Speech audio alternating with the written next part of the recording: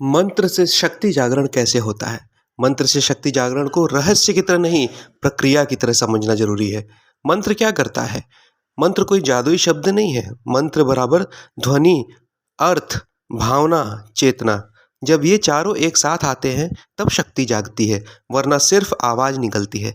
असल में मंत्र शक्ति को बाहर से नहीं लाता, वह आपके भीतर सोई हुई शक्ति को जगाता है। मंत्र कैसे जगाता है? यह 4 स्तर पर निर्भर करता है।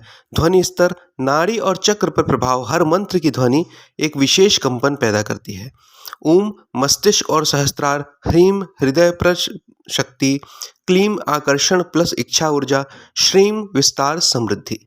जब मंत्र सही उच्चारण और लय में जपा जाता है, नाड़ियां सक्रिय होती हैं, चक्रों में गति आती है, कुंडलिनी शक्ति को संकेत मिलता है। श्वास स्तर पर अगर इसको देखा जाए तो प्राण का जागरण मंत्र जप श्वास से जुड़ा होता है। जप के साथ श्वास धीमी होती है, प्राण नीचे से ऊपर चलने लगता है, अपान और प्राण का मिलन होता है। यही मिलन शक्ति जागरण की शुरुआत है।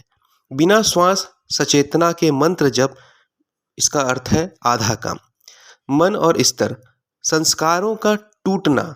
मन लगातार पुराने संस्कारों में फंसा रहता है।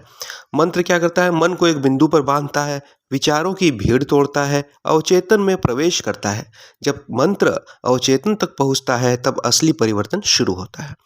चौथा है भाव के स्तर पे शक्ति का द्वार। यह सबसे जरूरी और सबसे गलत समझा गया हिस्सा है। मंत्र भाव के बिना निष्क्रिय है। भाव का अर्थ समर्पण, तीव्रता, श्रद्धा, अंधविश्वास नहीं।